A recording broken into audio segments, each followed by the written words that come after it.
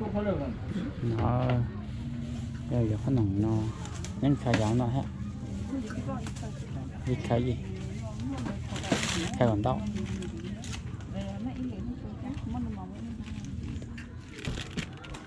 giờ có nồng cho mua phải cho nhà giàu non nữa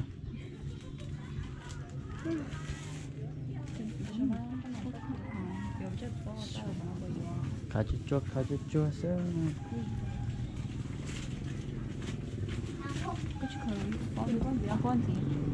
nãy cho nó nãy cho coi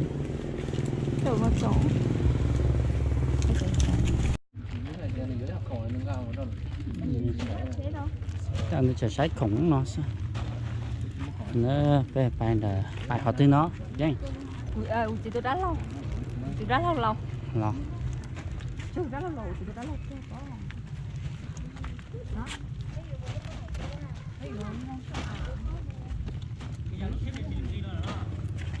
giờ mình sai vậy chứ không?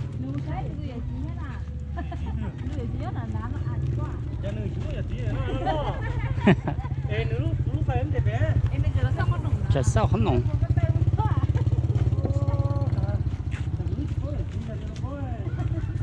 thì chỉ lâu nữa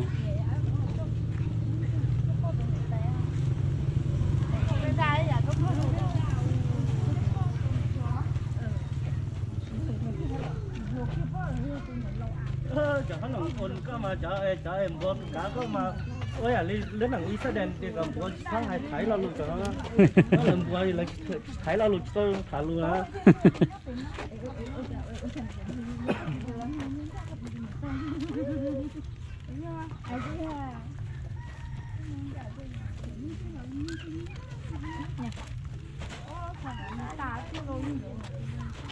ngủ để chẳng cả họ để có chuồng ra thôi vậy thôi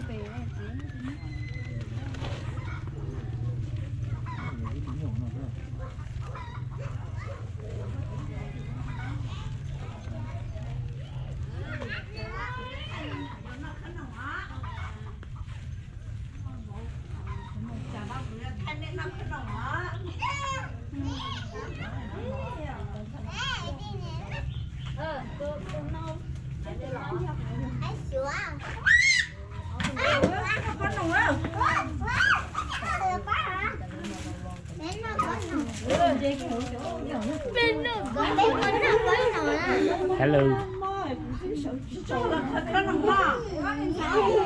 tè gì mốt tè rồi mốt tè lúc đó mốt đâu tè mốt đâu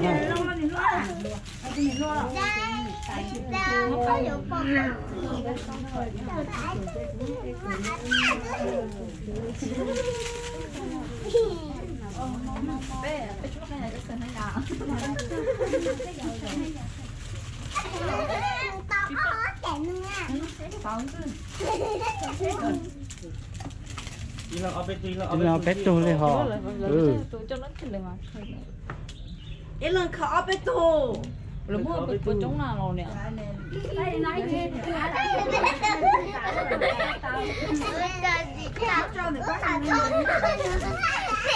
nó tròn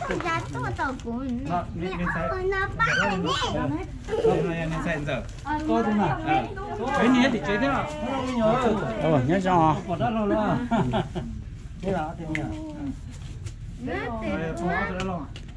nhớ tròn tôi nói bắt tôi nhảy tay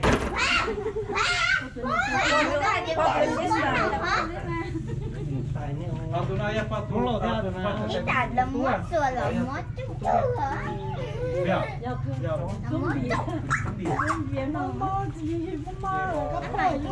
nó chỉ cho được co lại thế nào hay như đâu mà tôi nhúng cái chỉ có như chín đầu như chín đầu mà con lên nữa rồi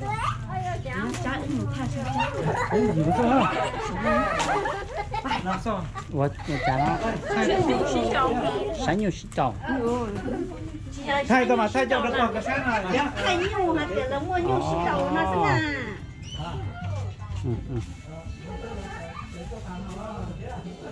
nhớ tròn nhớ rồi.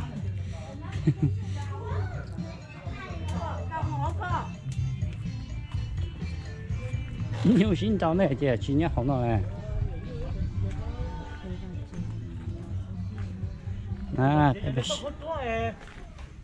đây là lò về mà nữa chứ không nhiều. vậy à? Ồ, nhiều xin chào à. Tụi nhiều xin chào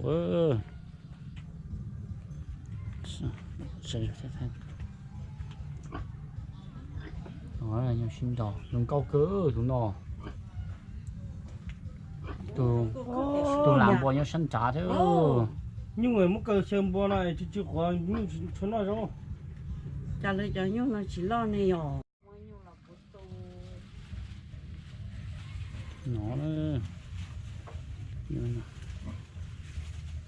Nhiều xin chào nữa nè. Xong câu cớ thế, tụi nó chạy ra nhỏ nhiều chứ.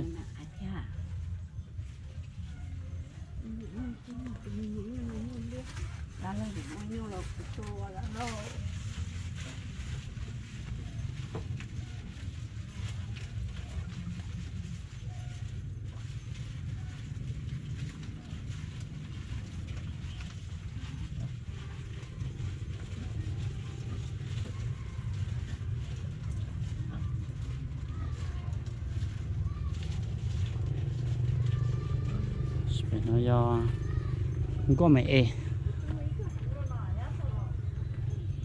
Không có mẹ nhá, phải nấu mẹ chống cơ thôi. Sao gì tu hay cho trẻ mình nhỏ chứ.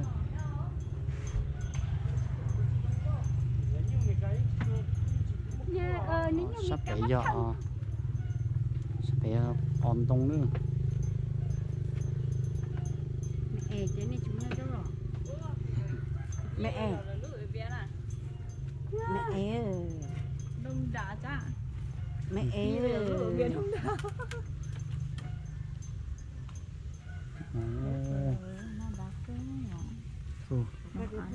phải lúc đó nó vậy là chị nhẹ nó vậy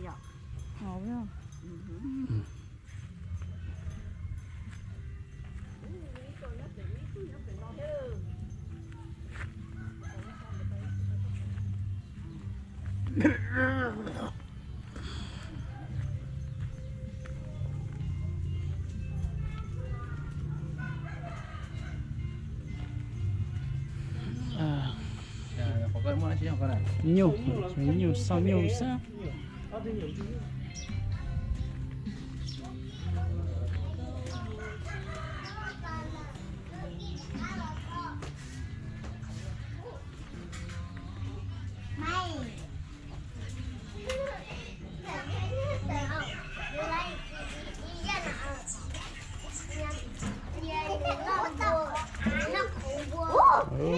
Cho nó ta không nồng cho nó xe cơ. À, nên nó không nồng quạt à. Cá cơ vậy à. Mà nó tệ lên lúc đấy chung về đây.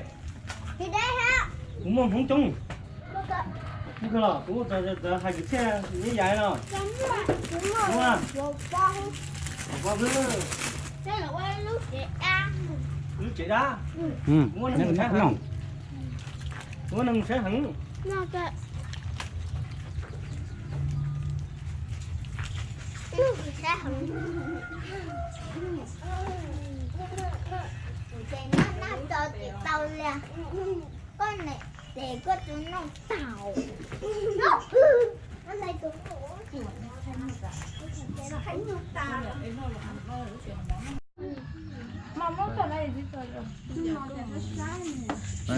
tụi nó xa bự dầu cho con đó tụi nó giờ xí gì tụi xài à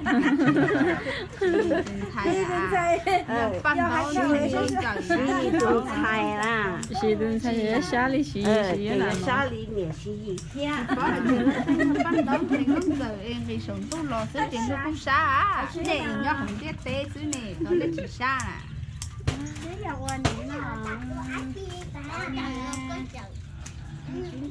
nó Tại đó chạy ở dưới à.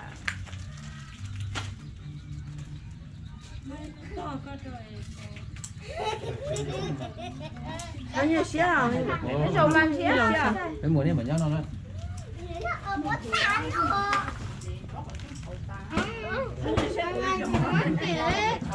cái bún đi hỉ pa bún đi pa té to của té cơ à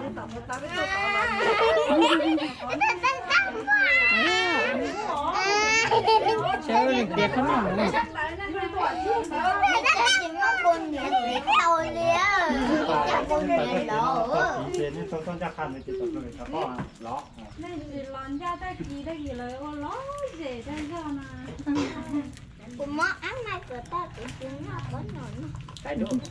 phải bút bê bê Phải đâu chẳng cái đấy tụt xe rồi.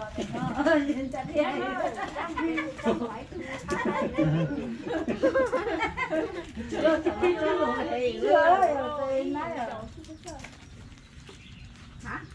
có bài gì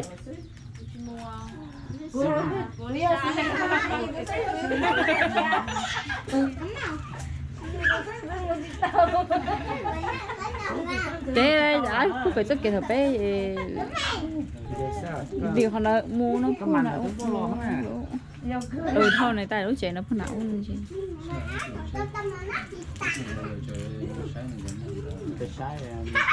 nó chắc sẽ lần chơi to xin ta không cái tài à đó là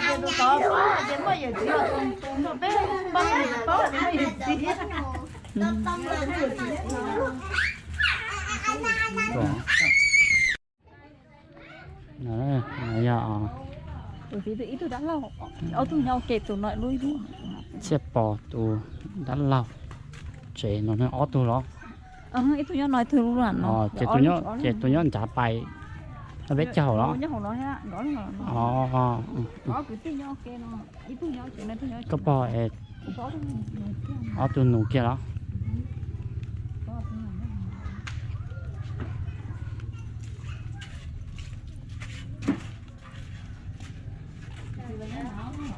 nó giò lo đây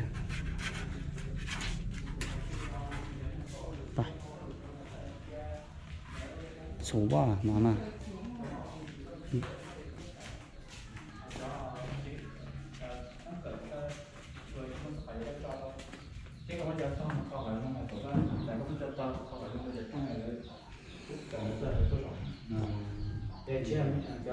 giờ là chó chạy nhỏ nó không bự chỉ thay đổi phần ta là sự thay họ của tụi nó là những cái gì tụi nó giờ ít tụi như nó vâng mình làm nó cái đầu xin mũi già thế giờ tao như chỉ giờ tôi bỏ ra này rồi cái bỏ không không mà bây giờ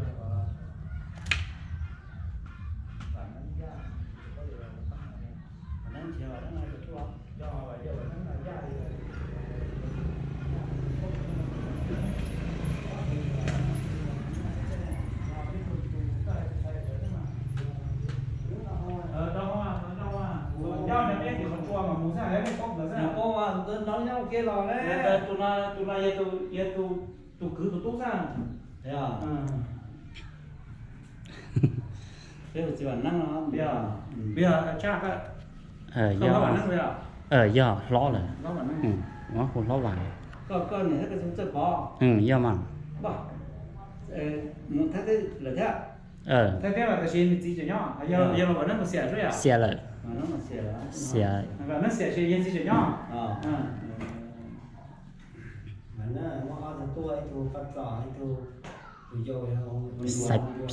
sạch phía này ít tôi sạch phía hồ sạch phía họ tụ bắt cho mà xiên tế đó sạch phía bé nhớ tí bé nhớ là đó chỉ thầu bé nhớ họ thái nó để bé nhớ kệ bé nhớ thái để bé nhớ chế chỉ bua sẽ rồi sẽ lòng nó bắt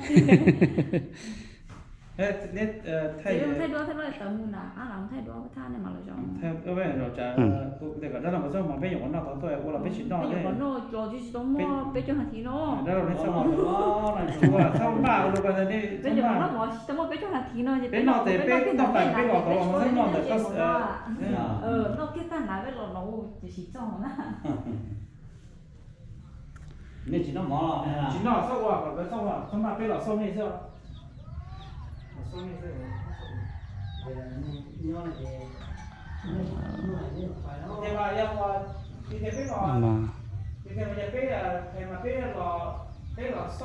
nó nhân đạo và tàu ơ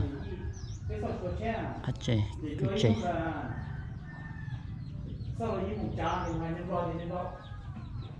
để như một cái xin nên trả chỉ tao xem vào tao xem mấy thứ là để về để mua trăm cho để cho để mua để rồi cả thì để cũng có tấm bằng cái này làm tận cho giờ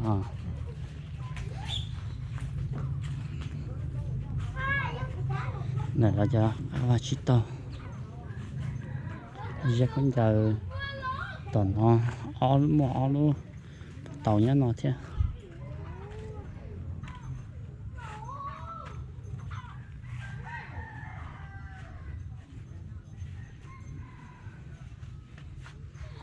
bây giờ lại chế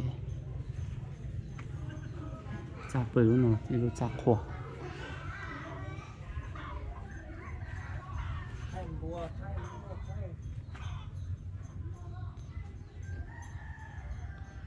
vận động nó đàn nó ở vận động đàn lại quật chế nữa đó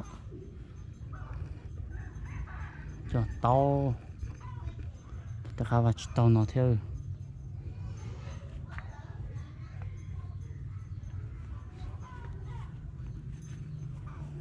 bùa thì có dùng bùa nhóc bố bị nó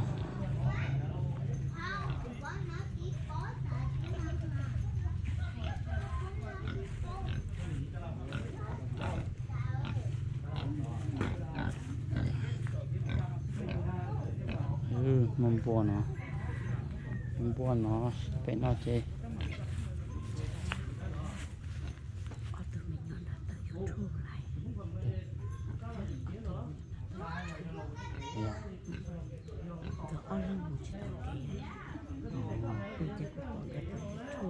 ồ đó có thể nó giàu tốt các bạn yên của phá các bạn không có phá trái cho này tay ơi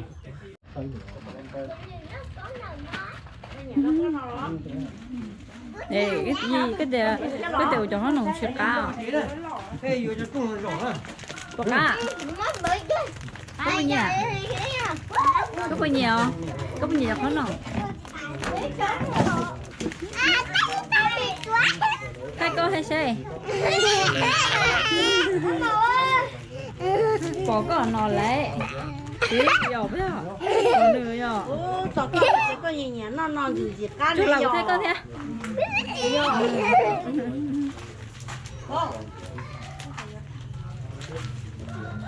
có cho Spiderman sao anh này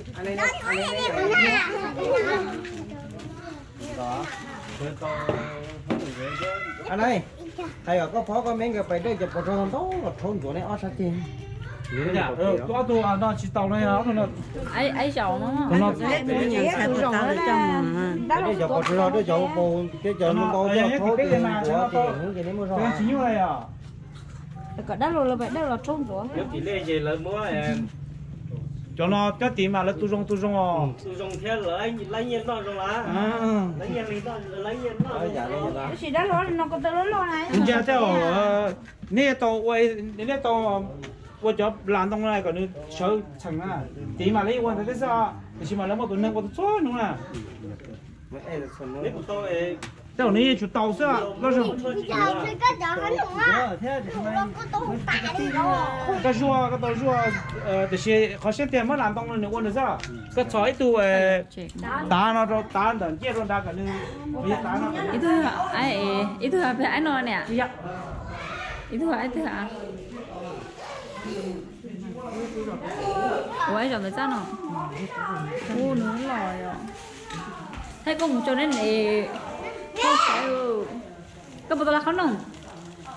Lại ơi. Cái này hả? Ô tụi nó.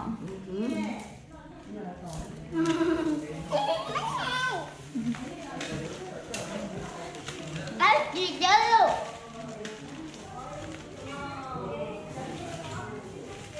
nhất con mình nghe thôi phải có mà cái mùi nó cũng chút lòng học có năng có một cái là Khởi ớt mà có nhẹ nữa, trong có chè trong nhiều to. cái mùi đấy con chút lòng học có nè cái có một tàu kế đi tụi nó nè có bỏ tụi nó một tàu kế đó mình khóc cua này rồi thì mình một tàu kế thì khóc cua thì có mà cái mùi đấy chút lòng học có một tàu kế đi tụi nó nè ok nếu mà kia nó sẽ một tàu nó mà kia một tàu Nó có nó tạt. Nụ tao má mà đây đó là bao nhiêu tiếng mùa mà than cao đâu có sao này cả than của nó là thì đó là thời được khỏi mấy nhà mẹ đó tụi mình nhỏ tú nè qua tay chả tụi mình khỏi mấy nhỏ nhà mẹ được tụi mình tú nè cái gì nó có chè mấy tú mỗi mẹ ảnh như là cái nó có đủ cái gì nó muốn cho nó hoa có dòng nó mà thì có một tàu kia đi cho nó nè cho nó chỉ có nó là chỉ có một cần thôi chỉ có nó là chỉ có thêm nhìn chè nè nên con biết tôi nhìn chè đó nuôi chè cũng chẳng ăn rồi chỉ lấy cái khâu cụ là nè Em lừa. Nó từ lo nắng đúng không? Cái nào nó tách ra cái nào? Chăm ra. Nó còn đứa chăm á. nó còn lo Mà nó cũng mà nó cho lệ rồi bây giờ thả này vô mà vừa thả vừa thả nó mà cứ thả cha có lúc thôi Spiderman ấy số 6 không có lúc cho lệ rồi á nó không làm gần bao. em muốn cho nên này rồi có như sao thế là tụi nó có súng tụi nó thì cái nó thay đổi ở chỗ là kìa po nữa cứ bạch kìa thay cầm cho tôi sai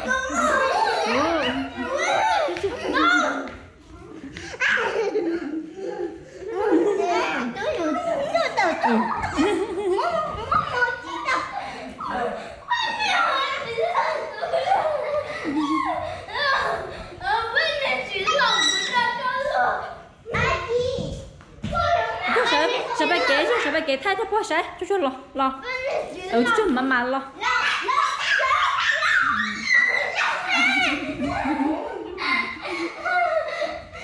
sợ mà lo kìa nè chú cái chú đặt áo một toàn nữa gì phun nữa đừng lọ phun nữa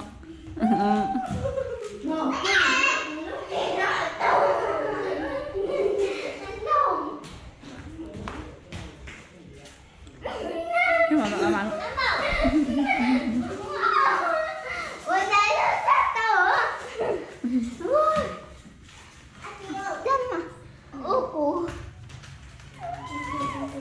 chưa cái cành không cành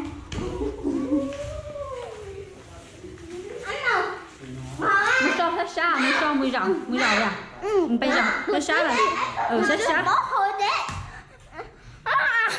mới rộng hết xa luôn cái cành đó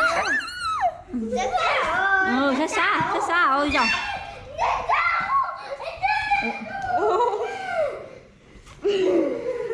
gờ xích đỏ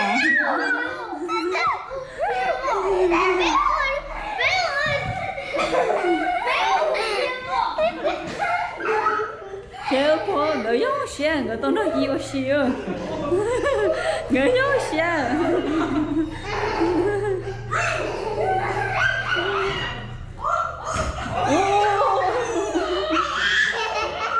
có cho con mỏ Ủa con tao khai chị à? con ta khai chị đó mà Nè, chú được ớt đẹp.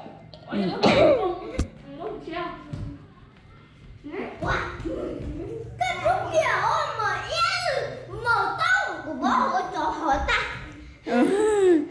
khai đùa Hả? có khai đùa mà của khai đùa có À. ok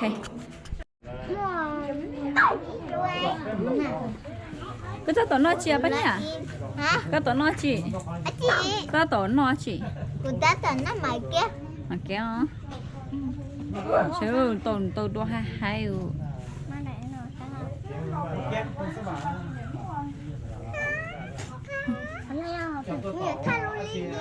nó bỏ cỏ hai lúa cái của chị Nó chỉ mắc cái nha.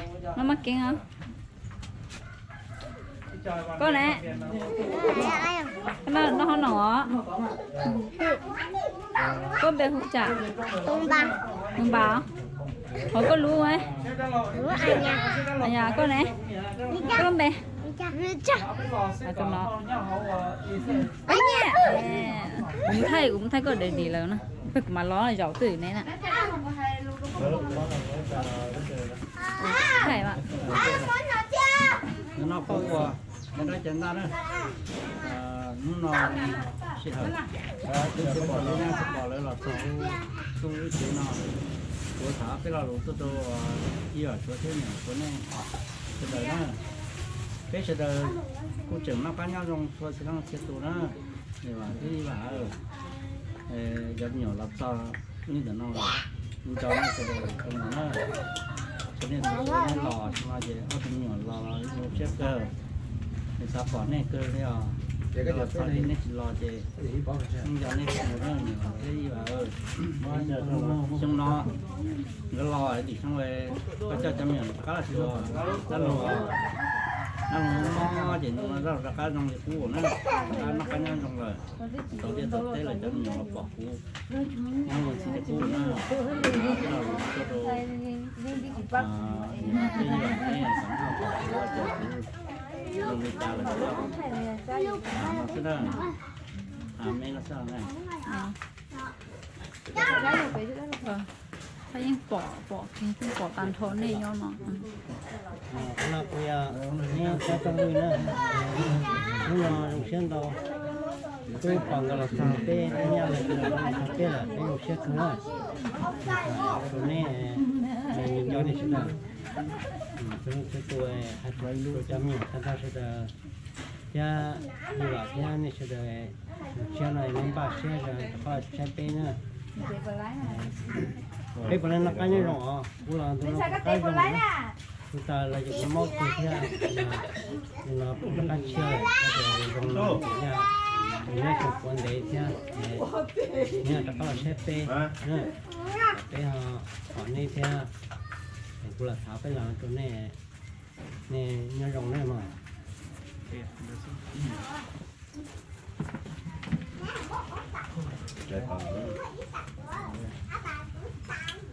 Đến lúc nào họ kể nó lúc nào họ tôi chưa họ cho họ nó rồi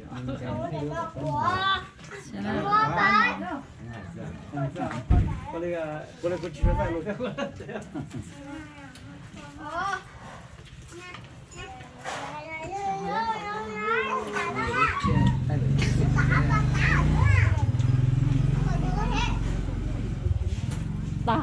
ta có được có khờ rồi tan đồ nhớ chưa tao nói đấy nhớ chỉ lo lấy à chỉ lo đi phải tao mất bao ồ cái liền ra mất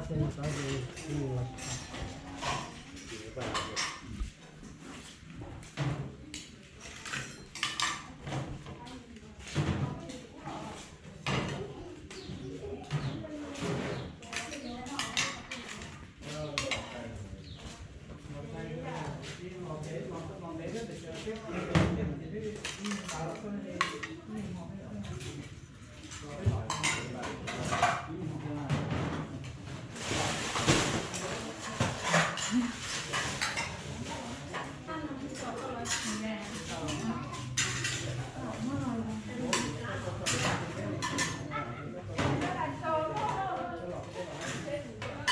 bỏ có thể nói chuyện nó mà kéo bỏ cái gì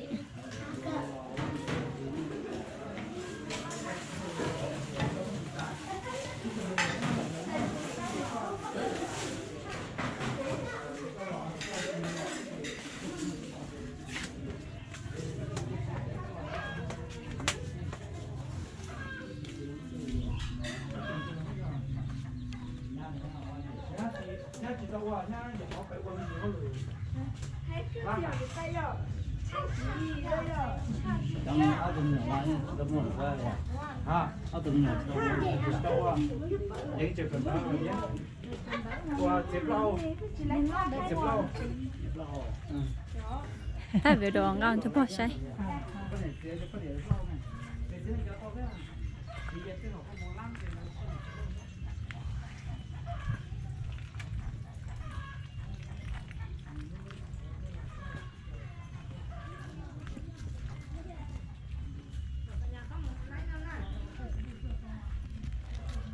Chéo tụi nó nè.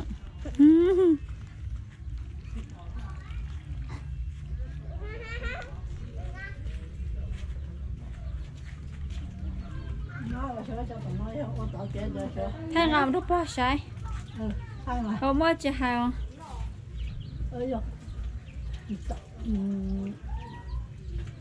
Tại ơi, nhà thì mày lên lò, rồi cho chị là có chị khó sao? Thì cũng mò đấy, cũng mò có hai đứa có tí sáng nhà cho quê chút chưa? Đấy chỉ có cái cháu lũ lìa, không là cũng có chuyện ra ý ra chẳng chế bỏ.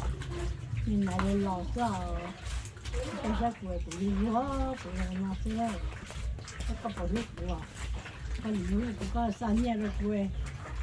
Bây giờ tay chỉ tao coi liền. Chó con. Nó có nhìn ra có cơ, có tên nhộng ai cũng nhìn ra có tí xíu. Có hai nào đó con chết quê cũng nhìn vô tay rồi. Tay chỉ tay chồng cũng nói tới đang gây dọc vài nó thấy con ơi. Tay có bọc quê có một lúc qua nhựa xóa. Chết rồi nhá lúc này mà. Nó sao này. Cái đồ nó nói nó thế à? Nó này không?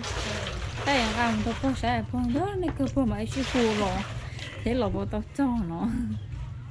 Tôi chỉ nhìn cho bé là nhìn cho thấy dạo này. Nhìn cho này có sang nhà được rồi. Nó được sẽ cái mó là cái lò liền của lò trong đó là cũng trong nhau. Nó sẽ dùng khó chịu cái tiếng ra cái xe cái bọc này sao? Thế á, tao bỏ của chính nó có thảo thì ô tụi nó bao đàn tiểu chơi hợp bỏ chó nào chỉ tổ nữa cái nung nhỏ chắc nó không sai à? ô hội trong cơ điều này ở chỗ chấm lò đi à?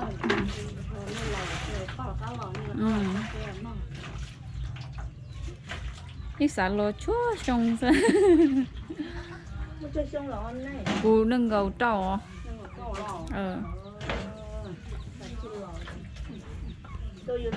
chỉ to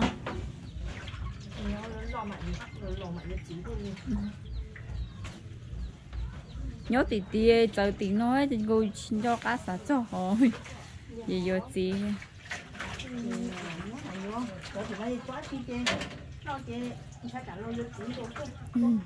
họ tí nó là chúa đã chua này chứ cơ nữa thế hả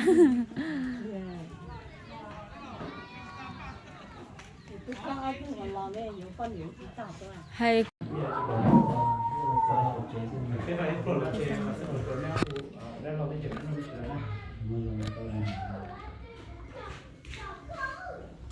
nó là thế nào? chồng mà Chỉ là hải thôi. Để nó rồi.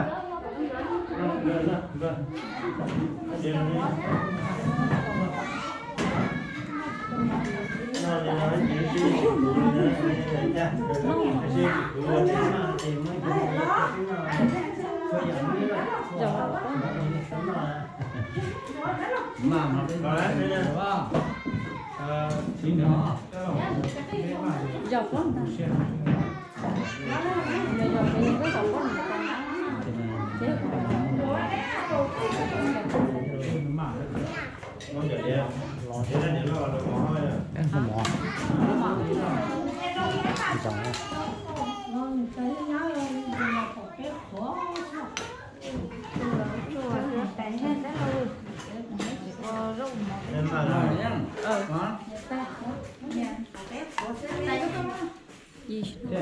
破。这留下来了。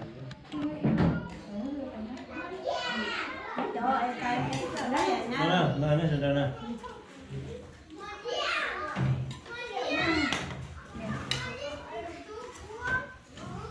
nên mà nó để nó đâu đi nó Rượu sẽ bỏ bỏ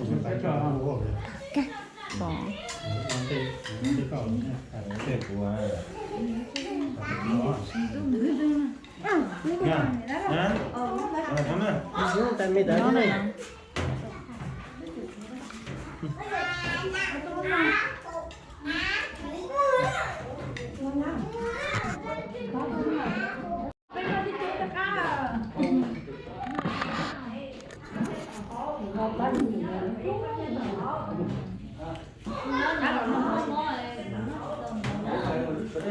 cá lẩu nó mỏ thì vô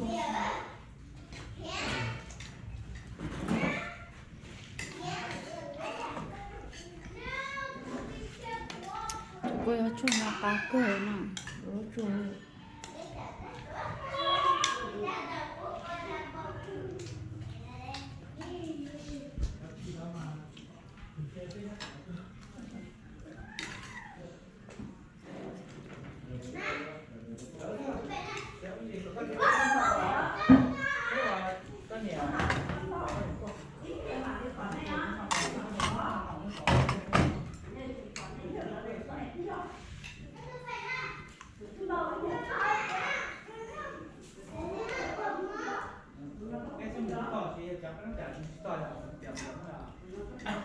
Bây giờ thế nên cứ là phải sao mà xử nè.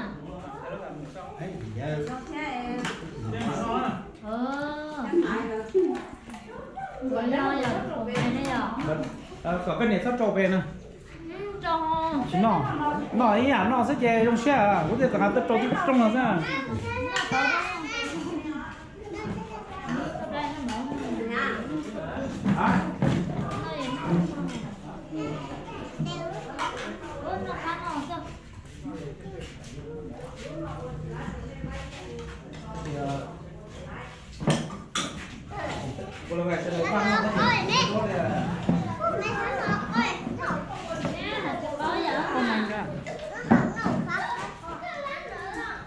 Thế nhỉ, đã lòng cái nào?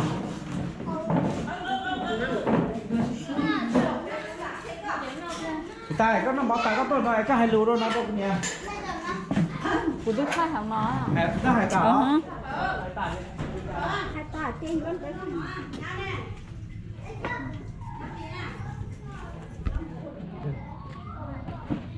Anh rửa coi em tự có chịu nám quá rồi. Còn nhà đó rồi, nhà tay đâu chưa. Này chắc cái nó làm đỡ nó. có mà chuyện tròn đấy rồi giờ có giờ số nó Nó mà do sinh khoảng mà lái nè.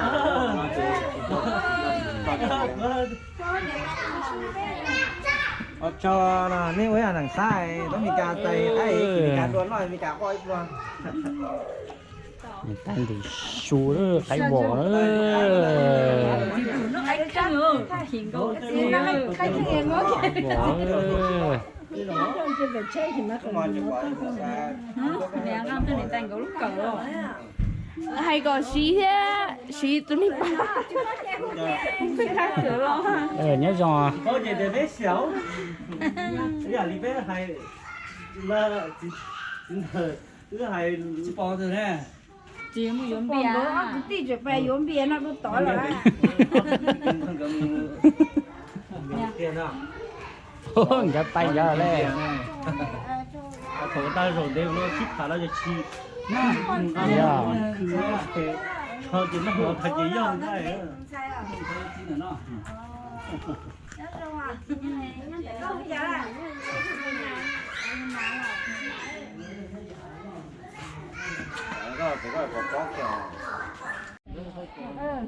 Dạ, của đức bầu đức chỉ là tôi chỉ tôi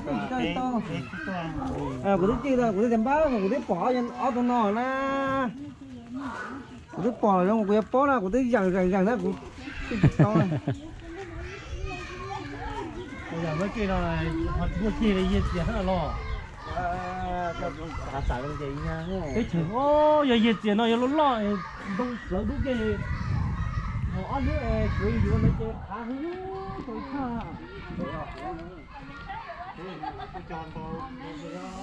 Cho là thế cho cái tim hư này sinh nhẹ cái 이런 게 이런 게 있어 성게 저 mấy cái là muốn những tân ở chỗ mua cái tân thọ luôn gì thiếu gì chúa wa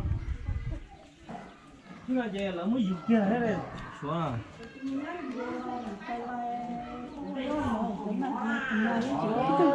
ít tông kia sao ít tông kia là có bạn sao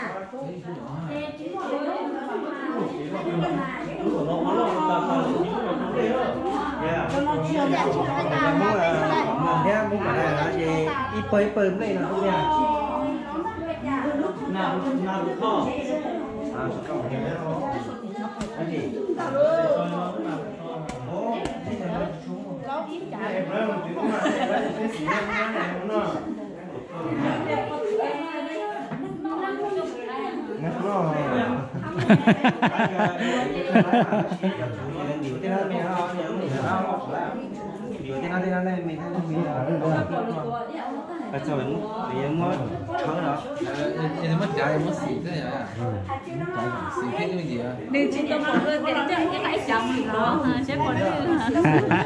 chưa bé tụi nó hết tao phải tủa là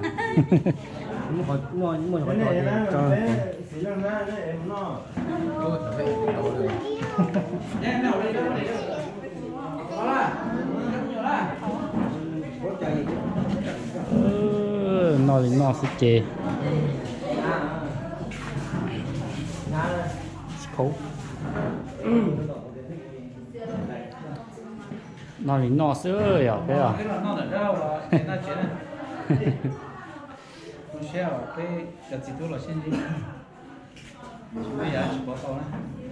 sẽ chập lại bỏ cái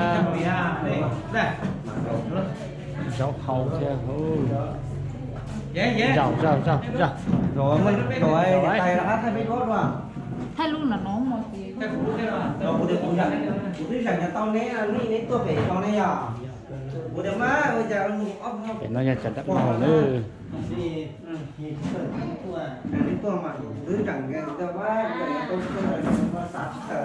ô vậy chắc có sò của ta học hay đó liền chúng ta không có cần sạch gì đâu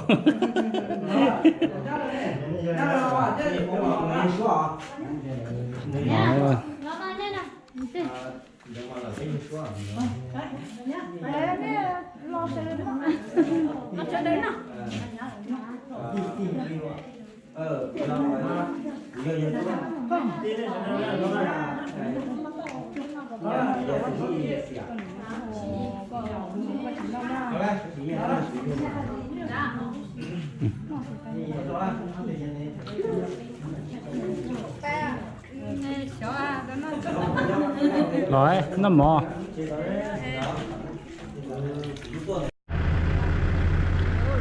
nó bắt thôi có bà san nó nữa trong sao thì nó trong cô để nó kìa đó kìa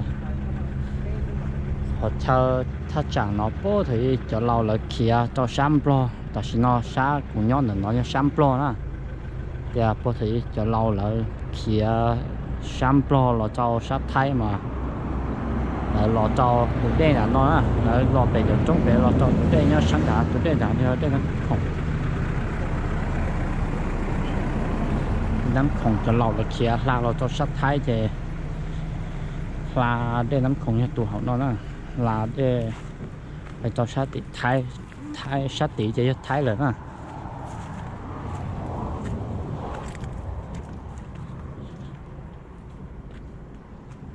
sát tỷ cho thái là họ sát của nhau nó chỉ nhầm pro để nắm khổng lo cơ đó tỏ cho lo là phải theo là để nắm khổng mà chúng gì nó nhưng lo ở tụi đen nó là